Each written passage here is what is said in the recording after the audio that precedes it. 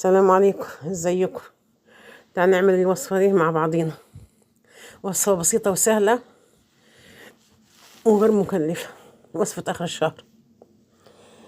معانا شوية مية سخنة، حطيت فيهم حتة ورقة قرفة، ورقتين ورق غار، ورقتين فصين حبهان، وملح وفلفل.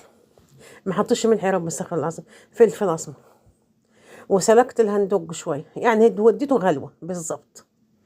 وبعد كده طلعته وقطعته كده حتت، شوف هنعمل معاكم ايه وهقول لكم دلوقتي.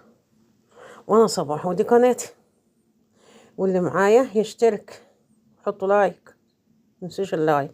حطيت معلقتين زيت ومكعب زبدة وسخنتهم، وقطعت الهندوج وحطيته فيه.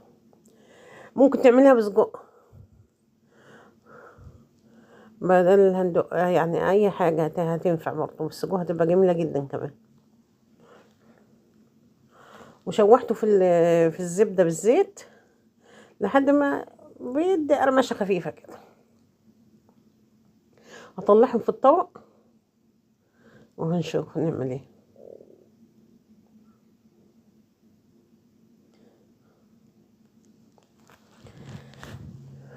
انا ما حطيتش عليه ملح ولا حاجه. هنا دي بصلايه وسط مقطعها جوليان او جوانح، زي ما تقطعيها قطعيها.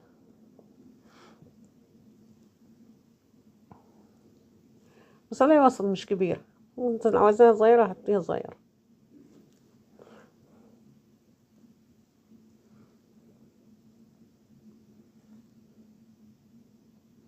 وده قرن فلفل احمر رومي، برضه قرن فلفل اخضر رومي، وقرن حام. والحام اختياري، اللي مش عايزه ما تحطيه ما تحطوهوش.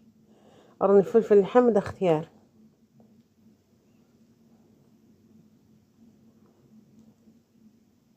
وهنحط الفلفل بالبصل على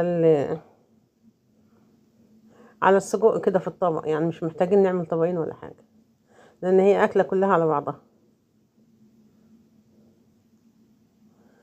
ما تنسيش اللايك والشير مع اصحابكم حبايبكم. مشاهداتكم قلت يا اهل الخير. وهنا انا معايا بطاطستين، يعني نص كيلو، اقل من نص كيلو كمان شويه. وانا عملت بطاطستين حلوين كده، اكبر من المتوسطه شويه.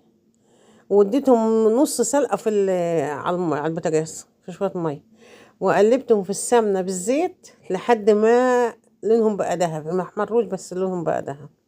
وبعد كده نزلت عليهم المكونات اللي هي الهندوج والفلفل والبصل. ودي بهارات: ربع معلقة فلفل، وربع معلقة كمون، وربع معلقة سبع بهارات، ومعلقة صغيرة ملح. وصفة بسيطة وسهلة. ودول شوية زعتر وشوية ريحان، يعني نص معلقة ونص معلقة، مش كتير.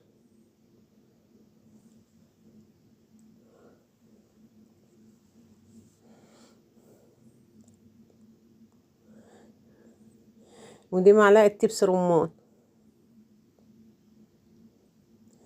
ودي معلقة بقدونس، تحط بقدونس، تحط كزبرة، تحط شبت اللي يعجبك حطيه، يعني اي حاجة خضر كده هتديها طعم. وهي بالبقدونس طعمها حلو قوي، والكزبرة برضو تبقى حلوة.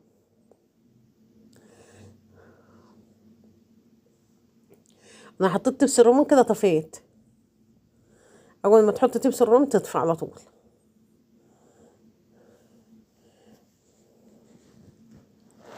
وهنا الوصفة خلصت وعرفناها في الطبق، يعني ممكن تعمل جنبها رز، ممكن تاكلها كده بالعيش. وصفة بسيطة وسهلة فوق ما تتخيلي، وبالهنا والشفا، صحتين على قلب كل اللي كان لهم. سلام عليكم.